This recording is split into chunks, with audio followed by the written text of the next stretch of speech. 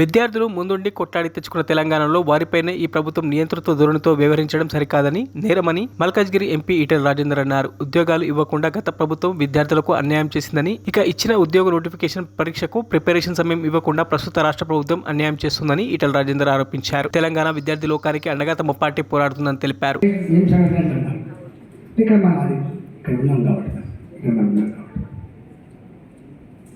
నేను ఒక్క మాట ఇస్తున్నా, జేజమ్మ దిగచ్చినా కూడా ఇక్కడ ధర్మాన్ని ఆపుకునే ప్రయత్నం చేస్తే ఒక ఎగ్జామ్ మధ్య కొంత గ్యాప్ ఉండాలి చదువుకోవడానికి అని చెప్పి అడుగుతున్నారు.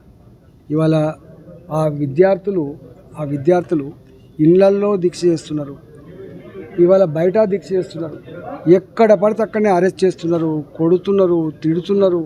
వాళ్ళు అనుభవిస్తున్న నరకం చూస్తే బాధ అనిపిస్తుంది. అంటే ఇవాళ మొత్తం తెలంగాణలో ఉన్నటువంటి విద్యార్థి లోకానికి, చదువుకున్న యువతకి ఈ 6 నెలల కాలంలోనే ఈ ప్రభుత్వం మీద ఒక అసహ్యం కలిగింది. అంటే రేవంత్ రెడ్డి ఎంత మాటలు చెప్పిండో దానికి విరుద్ధమైన పరిపాలన కొనసాగుతుండే కన్నెర చేసే పరిస్థితి వచ్చింది. ఇవాళ వాళ్ళు అడుగుతున్నారు మమ్మల్ని, అన్నా మీరు ప్రతిపక్ష పార్టీగా, భారతీయ జనతా పార్టీగా మాకు మద్దతు అని చెప్పండి. సంపూర్ణంగా వాళ్ళు కోరే డిమాండ్ల మీద భారతీయ జనతా పార్టీకి పరంగా సంపూర్ణంగా మేము మద్దతు ఇస్తా ఉన్నాం. వాళ్ళు చేసే ఉద్యమాల్లో మేము పాల్గొంటామని చెప్పి చెప్తా ఉన్నా. ఇప్పటికే మా బీజేవైఎం తెగించి ఇలా లాఠీ ఛార్జీలు చేసినా, కేసులు పెట్టినా, జైళ్ళ పాలు చేసినప్పుడు కూడా కొట్లాడుతూ ఉంది. మేము వెంట ఉంటామని చెప్పి తెలియజేస్తా ఉన్నా. ప్రభుత్వం కూడా బేసిజాలకు పోకుండా తక్షణమే వాళ్ళ డిమాండ్ని ఆమోదించమని చెప్పి నేను డిమాండ్ చేస్తున్నాను.